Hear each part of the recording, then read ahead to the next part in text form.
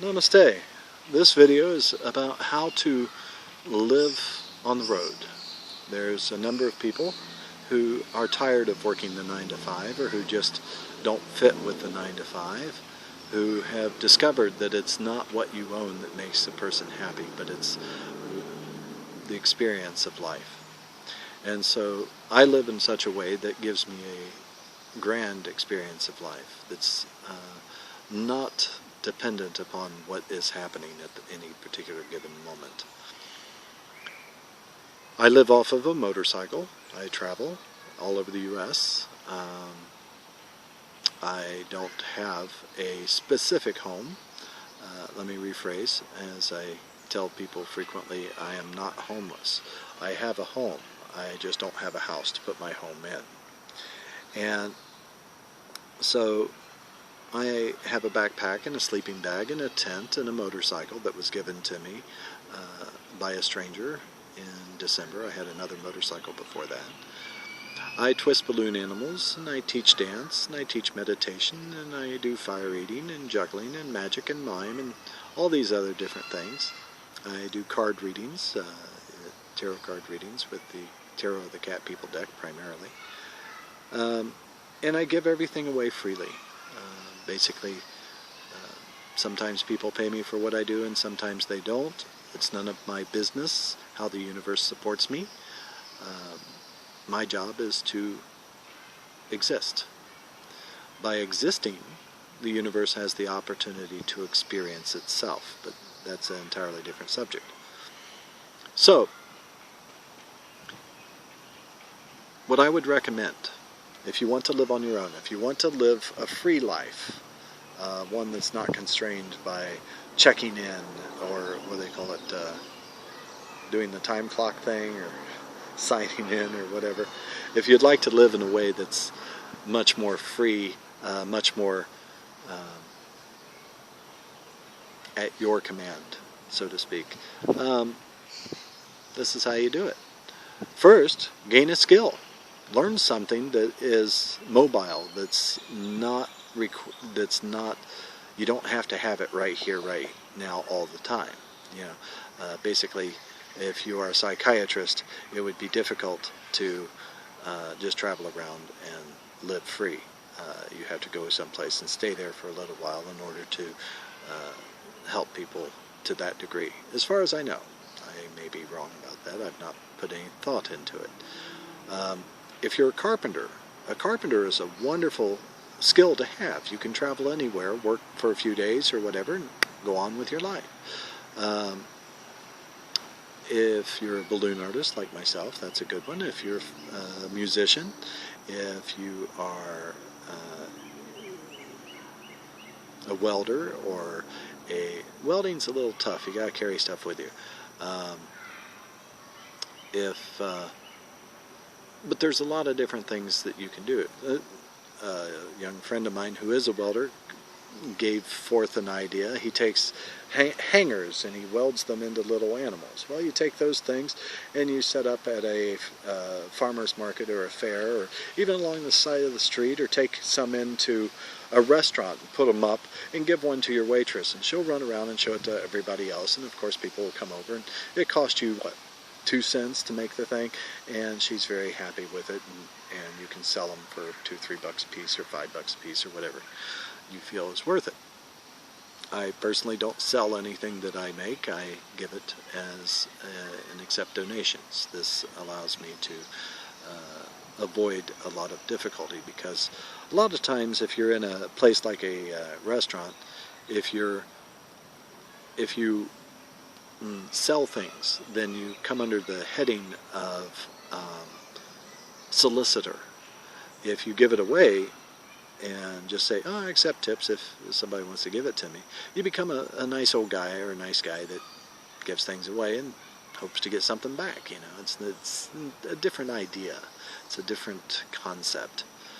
When I go into a restaurant with my balloons, I'll generally make a balloon for the waitress or server, and I enjoy it more when I'm with a server, when I have a female server, just because of the fact that they usually get much more excited about the balloons. And if they will run around and show others the balloons, then there's a good chance that somebody will tip me for the balloons. And I'll tell the waitress, yeah, this is how I make my living, I give a balloon to the waitress, and if somebody else wants one, they want to offer a tip, that's great. But just have them come over, I'll be happy to make them a balloon. And so they come over and I make them a balloon. I don't care if they tip me or not. Somebody will tip me, and even if they don't, more often than not, the manager will thank me for my kindness by picking up my bill. Now that's not why I do it. That's just the result of what I do. The reason that I do what I do is because my goal in life at this point is to make as many people smile in one day as I possibly can. And every day I try and beat that. That I'm in competition with myself, you might say. How many people can I make happy today? Well, actually, I can't make you happy, but how many people can I spark some joy, spark some happiness, spark some thoughts that will create the pleasant in life? And because that is my primary goal, well, that's part of it, these things happen. Doesn't mean that it's going to happen all the time. I always make sure that I have enough money in my pocket to pay for whatever it is that, I don't go into a restaurant expecting them to pay for my food, but I go in with an expectation that may happen, and it more often than not does. So, in the eastern section of the United States, it's actually fairly difficult to find a place to sleep if you don't have money. Camping out is difficult if you have just a motorcycle. If you have a car, that's a different story. You can sleep in your car. If you have a van, you're really cooking. And if you have a small RV, hey man, why are you even watching this video? But if you're on a motorcycle, that's probably the toughest way to live on your own. Because what are you going to do with the motorcycle while you go back into the woods and camp? If you're riding a bicycle, you can take the bicycle with you. You can lay it on the side of the road and cover it up with weeds or something like that, and nobody will be the wiser. You can, if you're hitchhiking, you can just walk right off into the woods or go find a bunch of trees that block the view from surroundings and park yourself in the middle of it. There's lots of places you can camp in that with that scenario. If you have an RV, then Walmart always lets you sleep in their parking lot. If you have a car, you can sleep in the parking lot of a Walmart. Rest areas often allow you to stay for longer periods of time, at least enough to get enough rest. You can talk to managers of restaurants or bars or whatever and say, hey, I'm tired. You mind if I crash in your parking lot? Most will, as long as you're asking in a nice way, most will say, sure, no problem. There are lots of websites. There are websites like couchsurfing.org, which I endorse highly. Check it out. I'm not going to explain these websites to you much, except to say that it is a free international travelers hosting website. And basically people open their doors and allow you to give you a place to stay for a couple of days. There's websites called, I think, helpexchange.com, in which if you have a skill like welding or carpentry or something like that, or farming or whatever, people will